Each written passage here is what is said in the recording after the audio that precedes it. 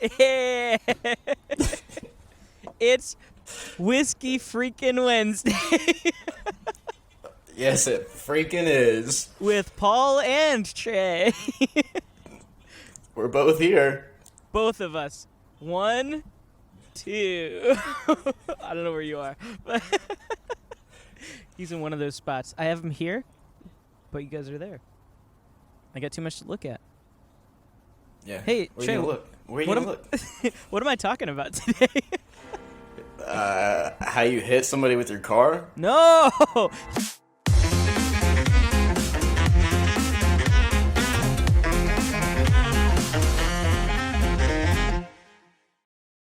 He hit me, but I'm at fault apparently because it was his lane.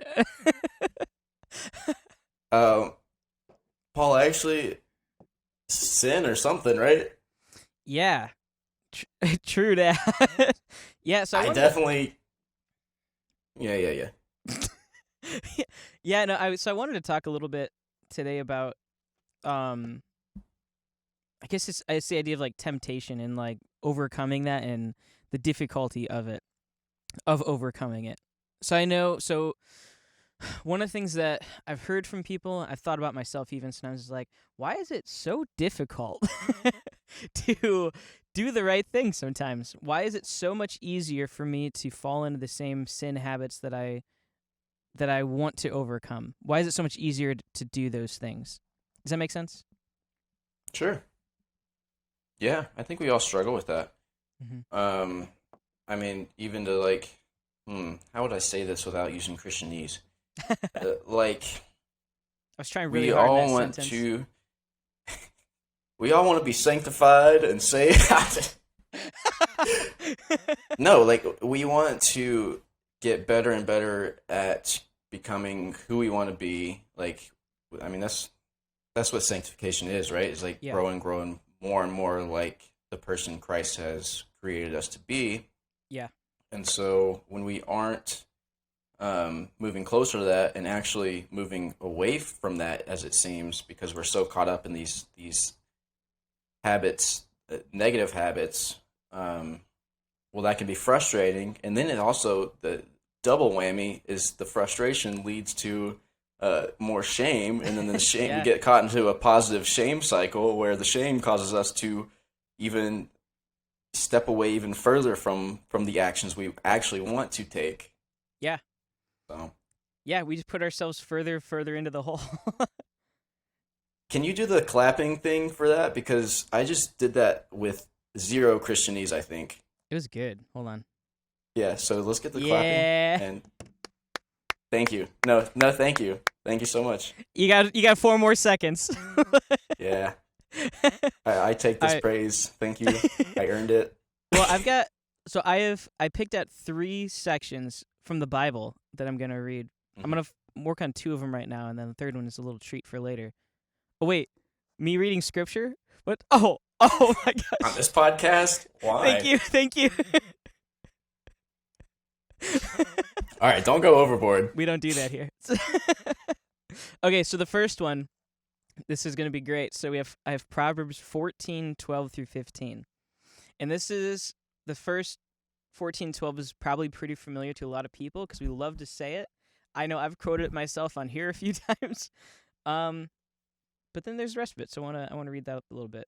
So Proverbs 14:12 through 15. There is a way that seems right to a man, but its end is the way to death. Even in laughter the heart may ache, and the end of joy may be grief. The backslider in heart will be filled with the fruit of his ways, and a good man will be filled with the fruit of his ways. The simple believes everything, but the prudent gives thought to his steps. And now I want to jump to, you ready? Ecclesiastes 8:11 through 13. Because I got to do those 2 back to back. Keep them coming. Yeah, keep them coming. And then we can banter on that for a minute here. So here it is. Because the sentence against an evil deed is not executed speedily, the heart of oh my gosh, I can't read. The heart of the children of man is fully set to do evil. Though a sinner does evil 100 times and prolongs his life, yet I know that it will be well with those who fear God, because they fear before him. But it will not be well with the wicked, neither will he prolong his days like a shadow, because he does not fear before God. So those are the two that I All right, picked for this. I've got another one, but I'm yeah. What do you saving it. take? What do you take away from those? What does that mean Yeah. for us today? So I think so. Here's the big thing that I look at, especially when we look at Proverbs. I think it's pretty clear when it's talking in the beginning that there's a way that seems right. There's a part of every human that I think in some ways desires to do good. We want to be a good person, but we don't often know what that is. And so there's a way that we want to pursue, and it doesn't always lead to the outcome we want.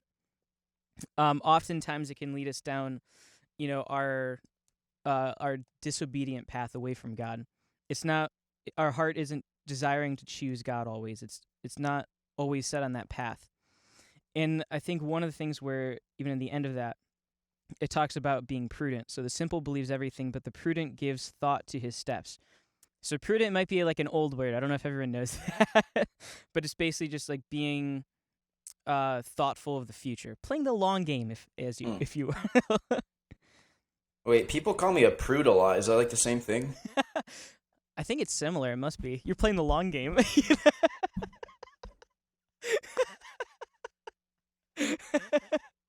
um, but I think so. That's where I'm at with that. Is it's really easy to do what we desire most, and I know for me, I don't always desire goodness most. I don't always desire God the most, and that's an easy thing to not choose God. It's very simple. It's very quick. But it's more difficult. It's more like even in Ecclesiastes where he talks about the long-term end of this is that the prudent man will see, because he fears God, because you are putting in the hard work of trying the best that you can to follow Christ, it will be well with you in the end. Even though right away it might not seem like it might not feel like it, even for when you look at like Ecclesiastes, the focus is looking at the wicked of like, why aren't they being punished right away? Like Proverbs seems to tell us. He's like, yeah, they might not be right away, but it doesn't mean they won't be.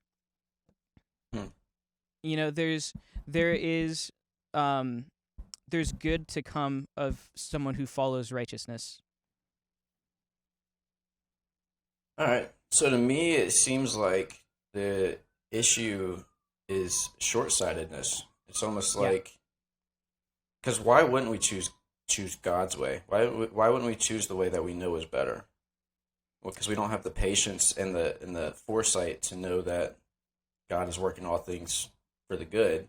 Yeah. And so we take the shortcut, we take the expedient route, and thinking, I mean, there's an element of pride there where think, hey, we can do this, and yeah, it's true. We can't. But then, so I want to bring it back for a second too, and kind of, I guess, talk about the main question that I wanted to bring up in this was like, why is it so much easier to choose the short path, to not choose the better path?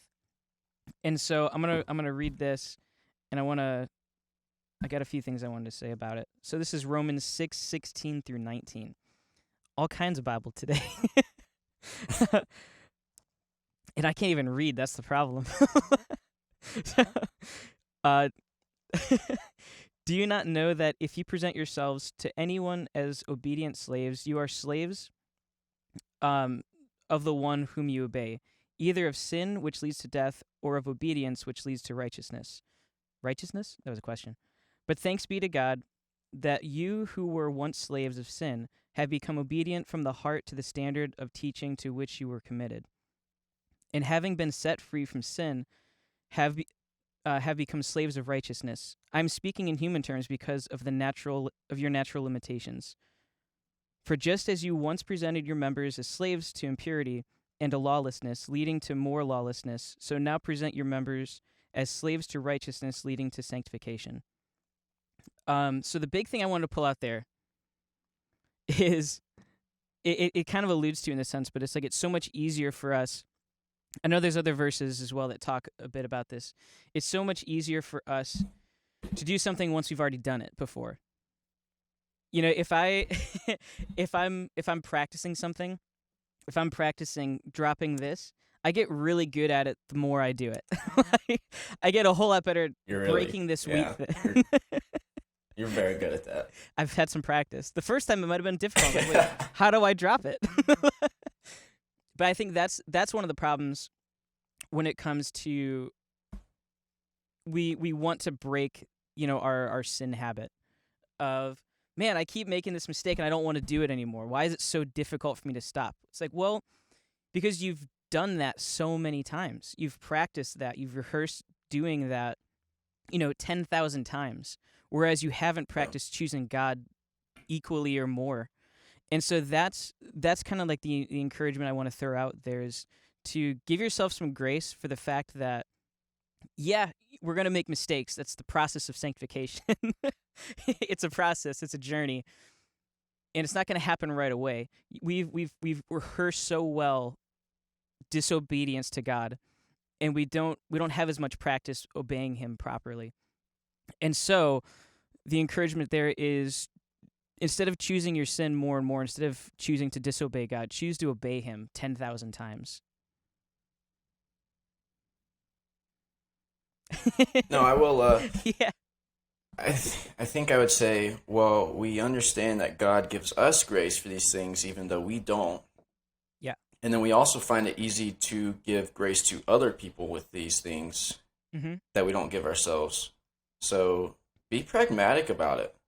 Yeah. Treat yourself like you're somebody else. Like, how would you treat that person? Mm-hmm. And treat yourself that way. Because, listen, you can get into a rut where you think, it's a prideful rut where it's like, well, other people, I would give them grace, but myself, I'm better than this. Yeah. I should do better. Well, guess what? That's not going to dig you out of the rut. That's going to put you further into the rut, because you're going to convince yourself that you should be better than this. But then there's a continue. I mean, look at the span of your life. There's a continuous cycle of this happening. No, you're not. You're not better than this. Mm-hmm. But you know what? God gives you grace, and lean into that grace, and that grace will carry you out of the rut. You can't do it on your own. Yeah, it's true. Does that make sense? Oh, 100%. It's that classic idea of, objects in motion tend to stay in motion, and it takes an outside force to change that. And so if you're continually falling down this path, it takes an outside source. It takes the Holy Spirit to help you through that. Ooh. Don't you love that? I like that. I like that a lot. That's what I don't want to mess it up. We have to, yeah, we have to. Well, that's the thing, is like we are giving up our own desires and submitting to a higher power, which is God. Mm-hmm. And that's our responsibility, is to allow God to direct our path in order for us to even be able to walk the path in the first place. Yeah. Yeah, it's a journey. And it's that process of trying to listen better. Back to listening. But also and this is the complex side to that too, because again, like you said, yeah, give yourself the grace to fail, because you're going to fail. You're going to mess up. Doesn't matter who you are, how much you haven't messed up.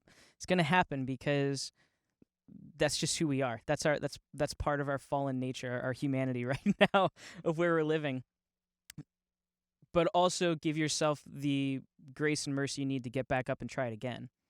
I think it's very easy to fall into, like Trey said, fall into that rut of just, I should be better at this, but I'm not, and I keep screwing up, and just continually, self-fulfilling prophecy. You just continue to do that over and over. Give yourself the grace to fail, because you will, and also allow yourself to get back up and try it again, and ask the Spirit to help with that. Sorry, I got Toby Mac's song going on in my head. You know what I'm talking about? No. Fall back down, get back up again. Oh, I know that one. Annie knows it. Annie's singing it. Yeah. So do you have anything you want to close with that? That's no. what I have. That's a good word, Paul. I'm inspired. Thank you. I'm sitting here Thank trying not to cry because I'm like, dang, I needed that. Me too. I need that every day. Mm-hmm. I think that's the funny thing I'll add to this as well. I was thinking about it today. It's funny because you hear people say, you got to choose God every day. For me, it's more like every minute. Like I might be good like 2 minutes ago, but right now is a whole different situation. I think that's part of the struggle with it as well, and it's an ongoing struggle.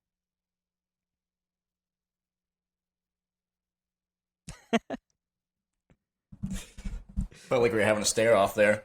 I know. It's like, who's gonna say something next? All